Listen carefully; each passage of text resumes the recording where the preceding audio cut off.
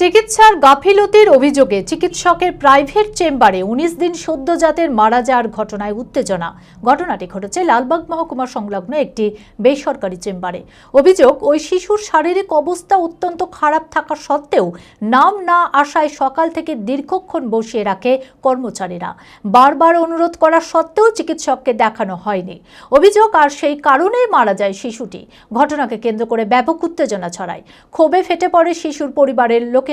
চিকিৎসকের বিরুদ্ধে মুর্শিদাবাদ থানায় লিখিত অভিযোগ দায়ের করেছে পরিবার। একজনকে আটক করেছে পুলিশ। মানসিক স্বাস্থ্যের জন্য সবার আগে যে নামটি মনে ভেসে ওঠে, সুস্থ মনের ঠিকানা মনোবীক্ষণ।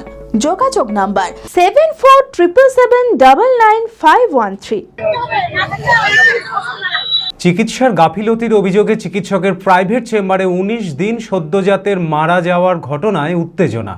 ঘটনাটি ঘটেছে লালবাগ মহকুমা সংলগ্ন একটি বেসরকারি ক্লিনিকে।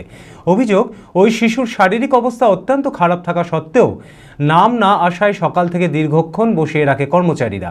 বারবার অনুরোধ করা সত্ত্বেও চিকিৎসককে দেখানো হয়নি। ৩ ঘন্টা অপেক্ষা করার পর চিকিৎসকের কাছে নিয়ে গেলে চিকিৎসক নিহত বলে ঘোষণা করেন। ঘটনাকে কেন্দ্র করে ব্যাপক উত্তেজনা ছড়ায়। ক্ষোভে ফেটে পড়ে শিশুর পরিবারের লোকেরা। অভিযোগ, শিশুটির অবস্থার অবনতি হতে থাকলেও হাসপাতালে যেতে বলা হয়নি, বসিয়ে রেখে সময় নষ্ট করানো হয়েছে। অভিযোগ, আর সেই কারণেই মারা যায় শিশুটি। চিকিৎসকের বিরুদ্ধে মুর্শিদাবাদ থানায় লিখিত অভিযোগ দায়ের করেছে পরিবার। একজনকে আটক করেছে পুলিশ। বাচ্চা একটু ঠান্ডা লেগেছিল, মানে নিঃশ্বাস ফেলছিল, তখন ঘর ঘর করছিল। তার জন্য আমি অনেক রাতে বলছিল ডাক্তার পাবো না, তার জন্য আমি সকালে ডাক্তার বাচ্চা ভালো নিয়ে এলাম, আমি দুধ খাইয়ে নিয়ে এলাম। নাম আমি বাড়ি থেকে লিখাইছিলাম, এখানে এসে একবার বললাম, আগকার প্রেসক্রিপশনটা দিলাম, বললাম বসো। তারপর একটু পর আমি বসে দেখলাম বাচ্চা একটু দান ওর আব্বার কোলে দিলাম, আর বাচ্চা একটু দান কেমন কেমন করছিল। আমি বললাম কি যে বাচ্চা আমার খুবই সিরিয়াস, আমাকে একটু আগে দেখতে দেন, কিন্তু আমাকে বাচ্চা আগে দেখাতে দিল না। বলছে অনেক ভিড় আছে দোতলায়, হবে না খো, বসেন আপনি, কিসের জন্য আগে দিব, অনেক পেশেন্ট আছে, ওরাও তো সকাল থেকে বসে আছে, এরকম করে বলছিল ওরা। এসব বলেনি, আমাকে যদি আগে বলতো আমি বললাম তাহলে আমার প্রেসক্রিপশন দিয়ে দেন, এমার্জেন্সি আমি বলছি তাও দিচ্ছেন না, আমার প্রেসক্রিপশন দিয়ে দেন, আমি অন্য জায়গায় নিয়ে যাবো। প্রেসক্রিপশন আমাকে দেয়নি খো, আমাকে বললো আরেকটু বসেন, আর 1 ঘন্টার মধ্যে হয়ে যাবে। আপনার ডাক্তারবাবুর কাছে দেখাতে নিয়ে গেছিল, আমার শাশুড়ি ছিল, আমার তো শালি সিজার হয়েছে কদিন হলো, 19 দিন হলো, তো নিচে ছিল, উপরে উঠতে পারিনি সিঁড়ির উপরে, তো সেই কারণে আমার শালি আর আমার ভাইরা দুজনে মিলে উপরে গিয়েছিলেন ডাক্তারবাবুর কাছে। দেখানোর পর তো আপনার বাচ্চার অবস্থা একটু সিরিয়াস ছিল, তো তাদেরকে রিকোয়েস্ট করা হয়েছিল যে আপনি একটু তাড়াতাড়ি করে দেখিয়ে দেন। তো ওরা বলেছিল যে আমাদের লাইন বাই লাইন সিস্টেমে যেতে হবে, আমরা ওইভাবে দিতে পারবো না। তো তারপর বলেছিল যে ঠিক আছে, কিছুক্ষণ পর আমরা চেষ্টা করছি দেওয়ার পর 1 ঘন্টা 2 ঘন্টা করতে করতে 3 ঘন্টা পেরিয়ে যায়, তারপর দেখানো হয় না। তার 3 ঘন্টা পর আবার বলেছে বাচ্চা খুবই সিরিয়াস হয়ে গেছে, মনে হচ্ছে একটু দেখেন। তখন ওরা তার 5 জনের পর তখন একটু ঢুকাতে গেছে। ডাক্তার দেখার পর, ডাক্তার দেখে যখন দেখছে যে চেক আপ করার পর ডাক্তারবাবু বলেছে যে এটা মৃত হয়ে গেছে, মারা গেছে, আপনারা নিয়ে চলে যান। কিন্তু তার আগে কোনো একটা ব্যাপারও বলতে পারছে না ওরা, যে সিরিয়াস রোগী থাকলে তারা আপনার হসপিটালে নিয়ে যান বা কোনো কিছু করেন। ওরা তো একটা স্টেপ, একটা ডাক্তারবাবু, তাদের কাছে যারা স্টাফ থাকছে তারা তো একটা ডাক্তারের সমস্যা কিছু বোঝে। তারা বাচ্চা দেখলে তারা কিছু বলতে পারতো যে আমাদের বাচ্চাটা সেরকম যদি থাকে আপনারা হসপিটাল পাশে হসপিটালে যে দেখান গা। কিন্তু তারা হসপিটালে না গিয়ে ওরা নিজের কাছে রেখে দিয়ে 1-এর পর 1 ঘন্টা 2 ঘন্টা করতে করতে 3 ঘন্টা করেছে।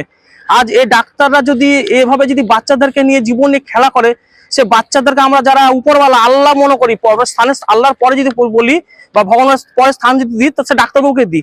সে ডাক্তারবাবুরা যদি এইভাবে বাচ্চাদের জীবন কেড়ে দেয়, আজকে আমার শালির মেয়ে ছেলে কেড়ে দিল, কালকে আমার কাটতে, কালকে অন্যজনের কাটতে, এইভাবে যদি বাচ্চাদের জীবন যদি ডাক্তারবাবুরা কেড়ে নেয়, তাহলে তাদেরকে আমরা ভগবানের পরের দরজা কিভাবে দেব? যদিও ওই চিকিৎসকের চেম্বারে এক কর্মীর দাবি জরুরি ভিত্তিতে দেখবার জন্য শিশুর পরিবারের লোকেরা কিছু বলেনি, সেই কারণেই দেরি হয়েছে। শিশুর অবস্থা আশঙ্কাজনক থাকলে আগেই দেখানো হতো। যেটা হয়েছে, বাচ্চা নর্মালি যে এরকম সবাই নিয়ে বসে থাকে, ওরা সেভাবে বসেছিল। নিজের বাচ্চা যে খারাপ, নিজের কোনো আগ্রহ থাকবে সেরকম কোনো কিছু সেরকম দেখতে পাইনি। তারপরে যখন উপরে আসে, উনি নিচে কাগজ করে সবাই যেভাবে আসছে উনি সেভাবে এসছে। উপরে আসার পরেও আমি ডাক্তারবাবুর কাছে অ্যাসিস্ট্যান্টকে করছি, কোনো কিছু জানাইনি। নিচে সবাই যেমন উপরে বসে আছে, আরো 2-4টে পেশেন্ট সবার সাথে বসে আছে। ওনাকে যখন ভিতরে নাম আসলো, নাম ভিতরে দিলাম, ডাক্তারবাবুর কাছে দাঁড়িয়ে আছে, তাও কোনো কথা নাই মুখে যে আমার বাচ্চা খারাপ, একটু ডাক্তারবাবুকে বলুন আগে দেখে দিবে। সে বাচ্চাটাকে ডাক্তারবাবু তখন বাচ্চাটাকে দেখে বললো যে বাচ্চাটা মারা গেছে। তারপরে ওনারা কিছু ঝামেলা করছিল। যাই হোক, আর আমাদেরকে কেউ রিকোয়েস্ট করলে বা ছোট 7 দিনের মধ্যে কোনো বাচ্চা, 14 দিনের মধ্যে কোনো বাচ্চা এলে কেউ রিকোয়েস্ট করলে আমরা সবসময় তাকে হেল্প করে আগে দিই।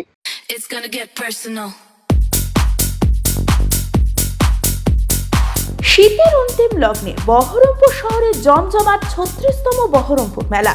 রকমারি জিনিসের পসরায় এফইউসি ময়দানে সেজে উঠেছে মেলা প্রাঙ্গণ। রয়েছে নিত্য প্রয়োজনীয় রকমারি জিনিস থেকে শুরু করে বাংলাদেশের ঢাকায় জামদানি, কুর্তি, চুড়িদার সহ সমস্ত রকম পোশাক ও অলংকারের স্টল।